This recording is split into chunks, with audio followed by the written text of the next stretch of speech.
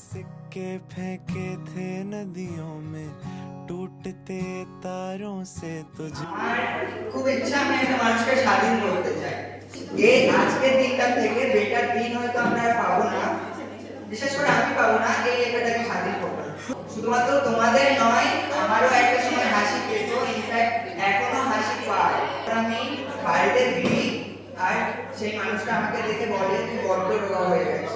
এক সেকেন্ড, আমাকে পা থেকে মাথা পর্যন্ত দেখে বলো যে এর থেকে বেশি আর রোগা কেউ হতে পারে? দেখেছো, আমি জানি যে এর থেকে বেশি রোগা হলে আমার নামের সামনে একটা চন্দ্রবিন্দু পড়বে। তারপরেও সেই মানুষটার কাছে আমি প্রতিবার রোগা হয়ে যাই। হাসি পায় যখন আমাকে সবার সামনে সোনা বলে ইন্ট্রোডিউস করে। সোনার রং এমন হয়, সোনার রং হলো এমন। মানুষটা রঙও চেনে না, কেন এদের সাথে কেন কাজ থেকেও দূরে গিয়ে আমি সেফ থাকতে পারি এদের সাথে।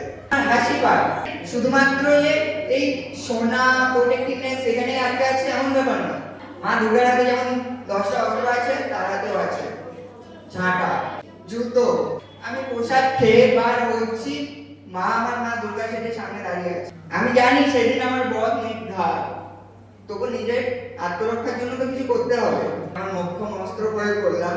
দেখো, তুমি গোপালকে খেতে দিয়েছো, কিন্তু তোমার গোপাল তো আমি। ব্যাস, খেয়ে নিয়েছি। বিশ্বাস করো, তোমার জন্য যদি তোমার মায়ের মুখে হাসি ফোটে, সেই নিষ্পাপ মুখের থেকে আর কোনো মুখ এই পৃথিবীতে নেই।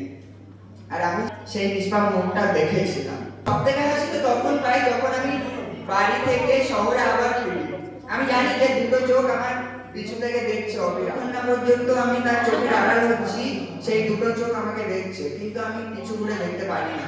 পিছু ঘুরে দেখি সেই দুটো চোখের মতো যদি আমারও চোখ ভিজে যায়, যদি আমি আটকা পড়ে যাই, যদি আমার পা না এগোয়, এই ভয়ে আমি পিছু না ঘুরে চশমার আড়ালে দু চোখ আড়াল করে সামনে এগিয়ে চলি।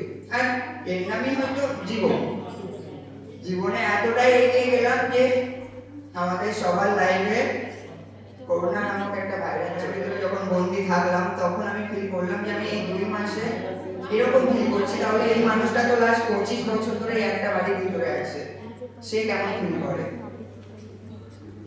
তো সেই দিন আমি ঠিক করেছিলাম একদিনের জন্য হলেও আমি এই মানুষটাকে স্বাধীন করবো।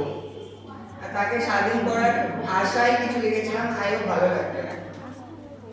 আমার খুব ইচ্ছা আমি স্বাধীন করব।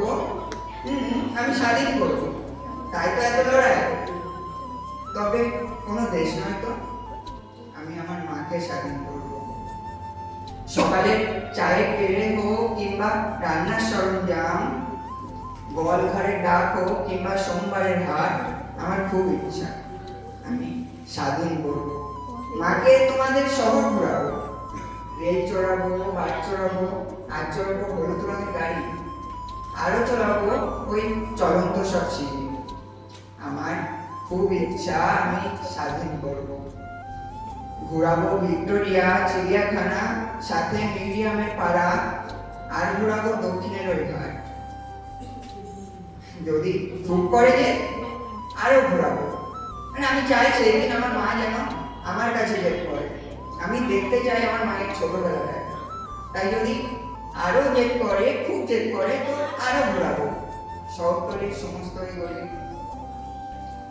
আমার খুব ইচ্ছা আমি স্বাধীন করব। তখন কিনবে সব করবে, যা কিনে আগে কিনবে নিজের, কিনবে বাবার, কিনবে শাখা, কিনবে কলা, কিনবে দামি সিঁদুর কৌটো, আরো কিনবে আছে বাজারের আনন্দ। আমার খুব ইচ্ছা আমি স্বাধীন করব। তবে কোনো দেশ নয় তো, আমি আমার মাকে স্বাধীন করব। কারণ আমার মা স্বাধীন হলে তবেই তো হবে দেশ মা স্বাধীন। Thank you so much.